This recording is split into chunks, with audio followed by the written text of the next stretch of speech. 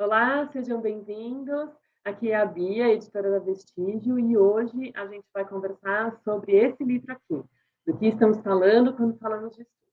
A gente vai receber a autora do livro, Sohaila Abdulali, que vai contar um pouco para a gente sobre a experiência de escrever o livro, a experiência que motivou ela a escrever o livro, e sobre como a gente pode falar sobre estupro, o que a gente não deve falar e como a gente deve agir.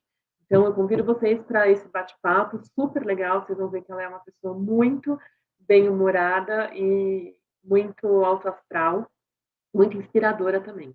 Então, espero que vocês gostem. Não se esqueçam de assinar o canal e de deixar os comentários de vocês aqui para a gente ir continuando esse papo aqui nas redes e também nas outras redes da Vestígio, no Instagram e por aí na vida, tá bom? So, Sohaila, welcome. Thank you for agreeing to talk to us. Um, so, please just, if you want to greet our guests here in Brazil, I'm going to ask for right away that your book is called "What We Talk About When We Talk About Rape," and this title is quite disturbing for us. So I would like to start our conversation asking you this. What are we talking about when we talk about rape? First, I have a favor to ask you. Can you say it in Portuguese? Is Ah, that okay. So it's do que estamos falando quando falamos de estupro. that sounds very serious? Yes. I can be serious. So I think what we talk about, really, what I might have titled it is what we don't talk about when we talk about rape, because often I feel like we talk about all the wrong things. We talk about how, if you think about traditionally the discourse around rape, it's all the things women can do to prevent it, all the things we do wrong to cause it, or, all the ways in which men can't help themselves. So we talk about it, but we tend to say all the wrong things. Or we talk about how if it happens to you, you're basically as good as dead, which I'm living proof that you're not. So what I wanted to do with this book was basically to talk about how we talk about it. How can we talk about it rationally without taking away how terrible it is? Because I never want to make light of it, but I feel like in all I'm familiar with Indian society and American society, and I feel like even though they're so different in many ways, there are many things in common. Like, people are just so weirded out by rape that they just don't want to deal with it, or you open your mouth and you just say the wrong thing. And so, I wanted to kind of relate it to other things, like, for instance, say, when someone dies, especially in American culture, people don't know what to say. So sometimes what they do is they don't say anything. And to me, the worst thing is to not say anything, because that's a really good way to allow rapists to keep raping and to have victims feel, alone. So, in fact, I have to tell you the title. My editor and I could not think of a title. And every day I would send her a joke title. And this was actually meant to be a joke. But then she said, that's perfect. So then we used it.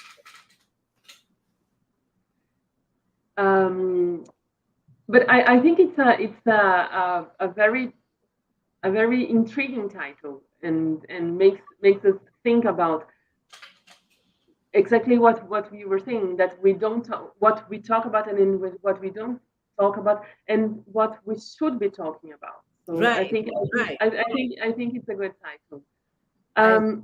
So you wrote it. You wrote about rape. Firstly, not in the book, but for a magazine in India, and that because you were raped when you were 17. And you wrote about it when in a time in a country, India, and in times that most people didn't talk about it. So how was that experience to you? Not the rape, but writing about it to a magazine, being the first one to talk about it, and how and that resurfaced some 30 years later. how that happened, and how that make you feel? And well, the funny thing is that it wasn't just that no one had talked about, but you have to remember that when I wrote it, there was no internet. There was no question. So there were two things going on. Now it looks like I was this really brave person who spoke out, but it was more like I was a crazy teenager, because what happened is this happened to me when I was 17. And then I came immediately to the US and I went to college and then decided to do my senior thesis on rape in India, because I kind of told myself, well, this would be an interesting thing. I'm studying sociology. I can study this. So I got funding from my university and I went back to India to do research. And I was met with a wall of silence. Like, everyone said there's no rape. And even if there is rape, it happens to only a certain kind of woman by a certain kind of man. And I did not fit that category. So I just got more and more upset because I knew if it happened to me, it must have happened to other people too. So I found this feminist magazine, small little magazine that 3 people read. And I wrote this article with my photograph saying, this happened to me. I'm not ashamed. I'm not embarrassed. It's not my fault. It's the fault of the guys who did it. And they published it. And you asked me how it affected me, but it didn't really affect me at all because I published it. I came back to the US. I had a life.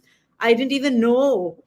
I didn't even know where it went or who read it. I found out later that people had used it in college courses and all this stuff, but I had no idea. And then I just carried on with my life. I worked with rape. I worked with rape crisis in a rape crisis center. I researched it, but then I did a million other things. I had a family. I wrote novels. It's not like I was denying it, but it was not the main thing in my life. And then in 2012, when there was this rape and murder in India, the whole world media was looking for someone to interview. And in all those 30 years, still no Indian woman had ever spoken out and said.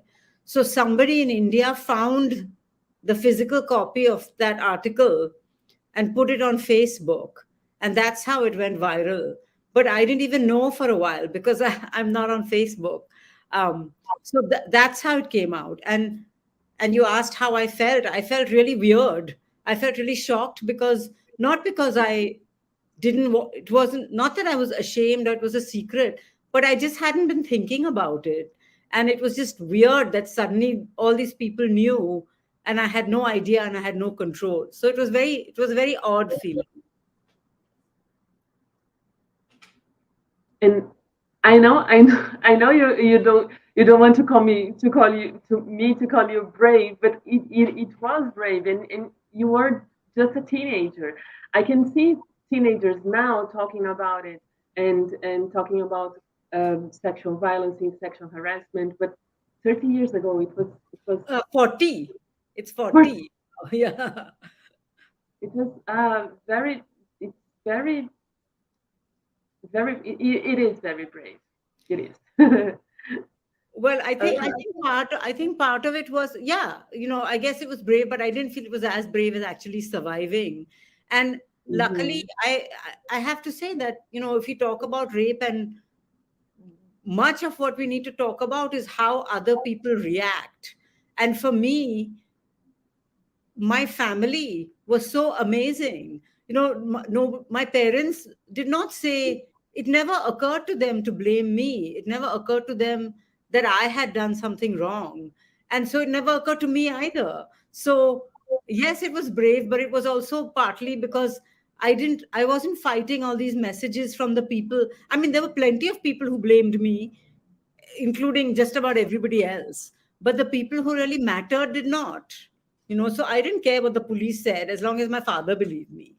So that's what I mean, is that it's never just one person. It's always who's around them.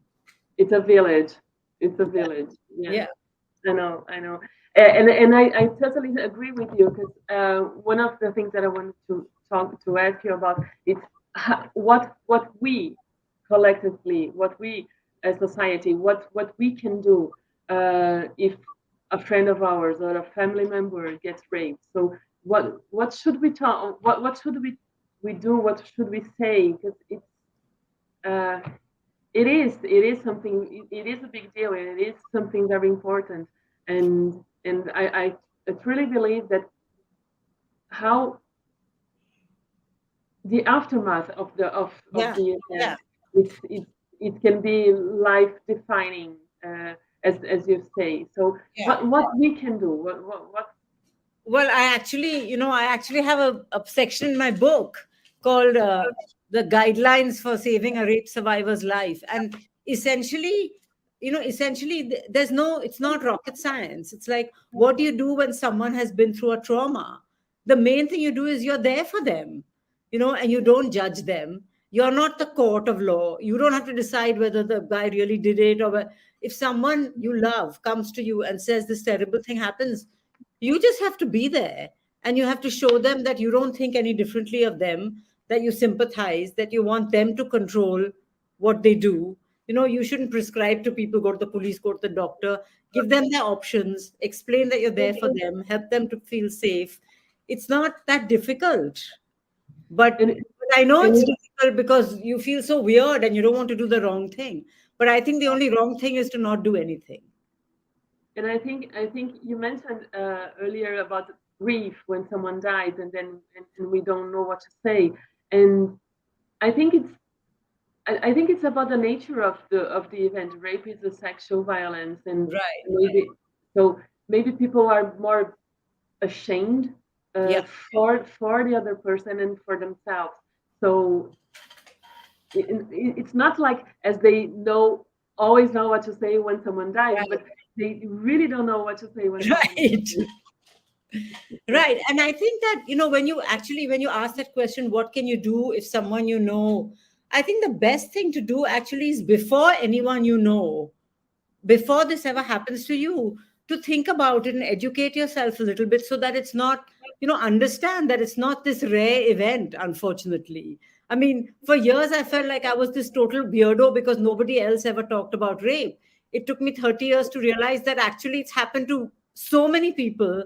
It's just that people don't speak about it. So, if for any topic, if you're comfortable and you know your own biases before it hits you in the face, you're much better able to deal with it. Like, if you know that talking about rape, talking about sex, talking about violence is embarrassing for you, then maybe before you have to cope with it for yourself or your child or anyone else, it's good to sort of think about that a little bit. So little advanced prep is good. Like if you're a parent, when you have I don't know if you have children, but you think about all the things that could happen and what you'll do. Do you have children? No, I have 4 nieces and nephews, but no children. Yeah, well, the same thing, having that in your life. Yeah. Of course. And I think it's easier when we have like this. You talk about the book. This is the guide. This is the guide here in the book. If we prep in advance, if we talk about on media and social media, I'm not gonna. I don't want to say in the right way because I don't want to say to sound judgmental, but we have to talk about in the most empathetic way, in the most embracing way that we can. So, how do you think? How do you think social media deals with it? Because recently, 2 Brazilian soccer players, and soccer here in Brazil is a big deal. So 2 Brazilian soccer players, Daniel Alves and Robinho, they were convicted of rape. And what do you think about how the media has been treating these high-profile cases? I'm not the right person to ask about social media because I really don't engage much. I'm not on Facebook. I'm not on Instagram. I have a Twitter account and I don't even read anyone's comments. So, I'm one of the few people who hasn't been harassed much because I have got bad comments and I just block the person. I just figure I don't have energy to argue with someone who's just out to get a rise out of me. So I'm not an expert on it, but I do know, the other media and what I hear about social media it's very difficult because, yes, people should talk about it, but something like Twitter, it's so easy to sit in your corner and just pass a one sentence judgment. And I'm not really sure how much those conversations change anybody's mind. It's just like people just sit there and just say something and they're not even open to a conversation. So I'm glad social media is there for people to connect, but I don't know how much evidence there is that someone with a really definite point of view will change it because of social media. I feel like both ways, people can be condemned and then never get their reputation back, and people can also be, let off the hook and never be condemned. So I'm not a huge fan, even though I think it has its uses. I think so. I think it has its uses, and I think it has these uses too, more often than not. And what about traditional media, like TV and newspapers? Do you think they are covering these cases like they should, or what else they could do?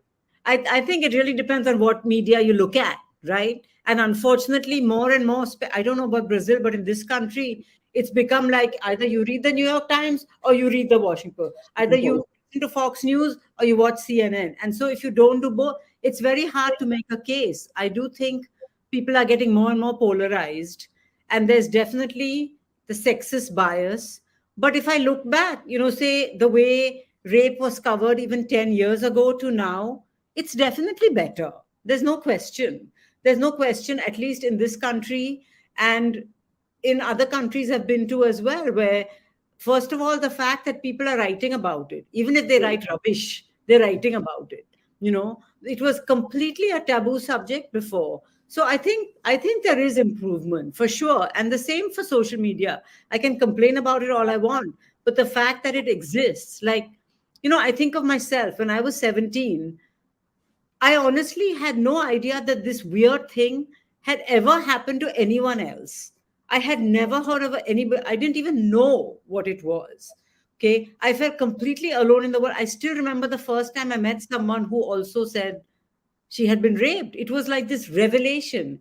Whereas to any 17-year-old now, except, people who don't have internet, people in the villages, there are many of those. But for most people, we would associate that's not even possible. Like, even if it happens to you, and even if you feel alone, you know that there are other people out there. You can go online and you can read about it. And that's, it's hard to overstate. I can't imagine what would have been like for me if I had known that. I just, I had no frame of reference whatsoever. It must have felt very lonely and and like you were an alien on Earth. It did, but it also meant I hadn't got all the messages telling me that it was my fault. It was like those messages you don't get, they're just out there in society. And because I happen to have a kind of odd family, I never got that message. So, in a way, I it all works out. But I do Yeah. think that there is a feeling of aloneness that is much harder to have now. So, because even if you don't feel like telling anyone, you can go online and read other people's stories, and that's really powerful. And that's partly why I wanted to write the book, because there are lots of people's stories in there. So And we talked about how things have improved. And do you think there are things that didn't improve? What hasn't improved in the last well, 30 years? the thing that I don't think has improved is rape.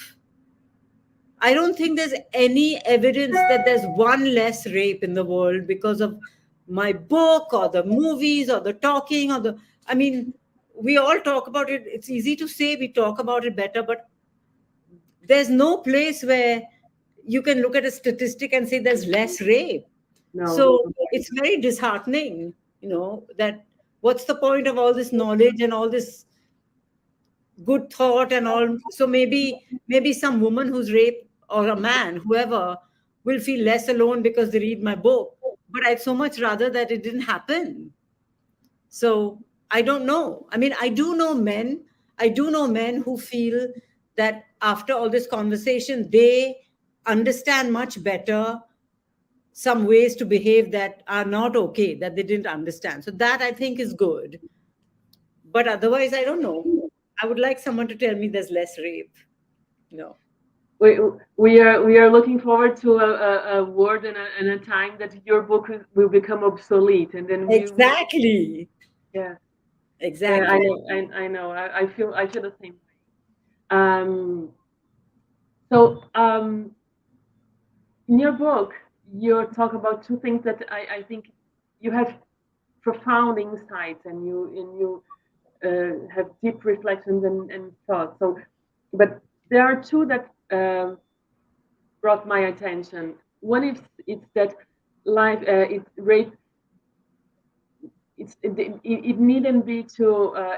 It doesn't need to be a life altering event, a life changing event. What do you mean about that? It's about um, how we face it, or how society faces. How what do you? Well, I think it's I hope I didn't express that it isn't a life change, because I mean it is a big event. It does change your Yeah. life. I think my point was more that it's no more, it doesn't have to be more of a life changing event than many other life changing events. We kind of put it in a bubble like, okay, you can go to war and you can lose your hands and your legs and your head and everything else, but somehow that's not as bad as being raped. No. Mm-hmm. So I think what I wanted to say is that let's put it in perspective. And I never want to say that, well, you get cured or you get healed or you get over. It's like any big event where it's always there. You can work through it and kind of integrate it into your life. So I think that's what I meant. And more than that, it's more that rape, like, I wrote this book, and one of the reasons I wrote it is because before this book I was just the victim, and that's what defined me. And I hate that, because it honestly wasn't the biggest event in my life. It was one thing that happened. It was awful, but there are many other things. So being a writer, I wanted to write a book because now I'm the person who wrote a good book about rape, not and that's the it. I use my skill to face that subject, and so that's what I mean is that it's not fair to put someone in a box and say this happened to you. It's like I have a cousin whose father murdered her mother, and she doesn't usually tell people, because once she tells them, that's how they think of her. Whereas that, she's had a whole life since then. So It comes to define her, yeah. and And we all do that. I mean, we all do that. We know something about someone and then we always think of that. But yeah, hopefully we can also think of the rest of them. yeah. I read the other day something about post-traumatic growth. Uh-huh. So we can. I'm not gonna say emerge better, because it will be a judgmental statement, but we emerge different from Yeah. some life altering events, and in this emerging differently, we can find in ourselves strengths and weaknesses, and more knowledge, more self-knowledge than we used to have. So maybe that's it. Rape could be something, could be seen as this event, that it is a trauma, it is a big deal, but it doesn't have to define us, and we can emerge differently, maybe with with so with I don't know, maybe ready for whatever Yeah. life Yeah. brings to us. But it's so sad, because I mean I spent many years feeling a bit confused about this, because I thought, well, I feel like I've become stronger and I'm more empathetic because of what happened to me. But does that mean I'm glad it happened? No, it doesn't. I'm not glad it happened. Yeah. And also, I never want to be a person who says everyone emerges stronger, because there are many people who are raped and it does destroy them and it does make them weaker and it does ruin their lives. And, you know, that also happens. And so if you think about the cost to the world of all the people, men, women, whoever, people of all genders, who have been sexually abused and whom it has crippled and handicapped them in so many ways, it's just such a complete waste. And like, in a way, I don't know if I'm just telling myself the story that I became a better person. I don't know, because I was so young. I could have, who knows? Maybe it made me a better person. Maybe it made me a worse person. May, I don't know. But I think a lot of recovery is the story we tell ourselves of what it made us, you know. I have no Right. idea. I just would rather think that it made me better than. Of course, because you were just 17, so you couldn't know what kind of person you Right. would become. So yeah. Like Mm. I went to college right after. I went to college a couple of weeks, and I was still had injuries and all this stuff. And I had this idea that I would be a scientist. And then I took science classes and I couldn't concentrate on anything. And so I ended up not doing science. And I'm really happy because I became a writer. But how do I know? How do I know I would have been like this brilliant scientist and cured cancer or something? You just don't know. So you just have to just push on. But it's very, I'm not sure I agree with whatever doesn't kill you makes you stronger. I think Mhm. sometimes things make you weaker. Yeah. And we have to really mourn for all the potential that's lost, because even if you become like, I do feel like I'm glad I became the person I became, but it took a lot of energy. I'd rather have spent my energy not having flashbacks and not having it was very boring after a while. I would rather have been doing something else. So it's not fair. It's like a crime that takes away too much of your energy afterwards. Of course. Of course. And I resent that for all the people to whom it happens. And I resent all the people who do the raping and then forget about it and go on to the next thing. It's not right. Yeah. It's like whenever the person remembers what happened, it's the violence all over again, and Yeah. it's the strain of energy all over again. Yeah, I totally understand. And you talk about like we were talking about like uh, this ideal world where your book becomes obsolete. Do you think it is possible? I think anything's possible. I really think, because think of all the things we used to, I like I'm almost 60 now. And when I was young, we used to make fun of my grandmother died when she was 98. So when she was young, there were no passports and visas. They would just go from country to country, which we can't even imagine now. There were no airplanes. They would just go on. When they went to Japan from India, it took them 3 weeks by boat. Now it's like a 4-hour flight.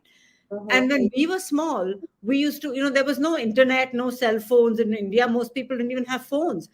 We used to have these fantasy games where we would be able to see each other on the screen. And now that's all real. So I just say, we just don't know. I firmly believe that rape is not programmed into you. You can choose.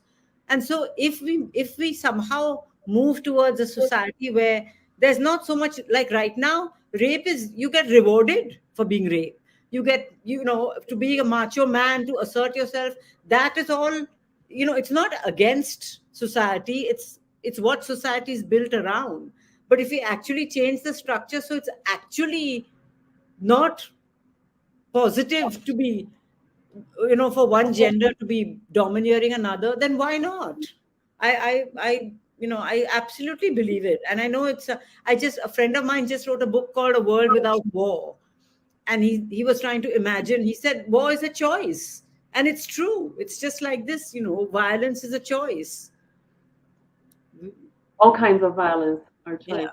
I do believe that. I'm not optimistic that it's going to happen in the near future, but I am convinced that it could happen if we were committed to it.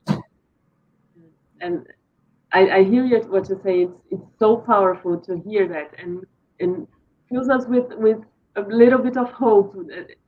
I don't have children like I told you, but we are hoping for all children, for all women, because uh, it is a choice. Violence, it is a choice, as you said, and we can choose not to be violent. We can choose not to engage in conflicts, Yeah. and it seems in the past years, we have been witnessing a rise in violence and conflicts, and also political conflicts or economic conflicts. So it feels like it's going to be a little bit difficult, but we have to hope. We have to have still hope. Yeah, and I think that these things are very related. I don't think rape exists in a vacuum outside all this other stuff. If there's a general culture of might is right and we use power, and that's coupled along with the if you want to oppress anyone, go for the women, then of course they go together. I mean, I'm completely convinced that the more inequitable your surroundings are, the more vulnerable you are.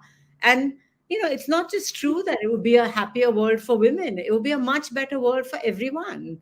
I mean, imagine a world where you can trust that a relationship you're having is fully consensual and that you're sort of equally, we all know men who it's not even in their, they can't even imagine in their wildest dreams abusing a woman. So why can't more people be, it's possible. It's very possible. It is. It takes a lot of change, structural changes. Yeah. But it is possible. Okay, so our chat is coming to an end. But yeah, but I wanted to ask you to tell a little more about yourself and what yourself right now. What projects are you involved in? What are your next projects? What makes your heart pound? Oh, I tell you what makes my heart pound is, first of all, a new edition of my book is coming out in Polish, so I love it every time there's a new language. But I'm not working really in this subject anymore, and I think that a lot of people have this idea that I've been working on rape for the last 40 years, but I haven't. I ran a rape crisis center long ago, and I've done some research, and in my writing it often comes up, but that's not mainly what I do. I write for a living. I write and edit for other people, and in the past I've written a newspaper column, and I'm just starting to think about writing a new book. I've written novels before, so there's a novel I want to write, but at the moment I'm going to be writing a book, a collection of pieces about women and home. How do women find their place and find their power in the world? So I'm going to be talking to women from all over. It's all still in formation. I'm still writing my proposal, but that's what is making my heart pound right now. It's really interesting. Like women in refugee, how they anyone. Okay. Anyone, because you see, the last book, the rape book, rape is about power, right? And it's about kind of who owns your body, who has the rights to your body. So if you extend that out, then you have this body, and where is the body? Your body has to find a place to put itself. So what is home? So it's not just for refugee people, it's for for you, for me. How do we take the lives we are given and find a place, physical, spiritual, whatever, that is our place, that we can assert ourselves and make ourselves at home? So for instance, I want to talk to women prisoners, people who have been in prison. How do they, once they come out, how do they find a place of comfort? Then then there's these people who do urban gardening, and what are their stories? So I just have a whole lot of different ideas, and this is all just talk. None of it might happen, but this is what I'm thinking right now. So don't hold me to it. No, I will, because I already want to read this book. Well, I have to write it first. So it's very, very interesting. Okay, so thank you again and for talking to us. If you want to maybe leave a little message for our Brazilian readers and calling to read this book. Sure.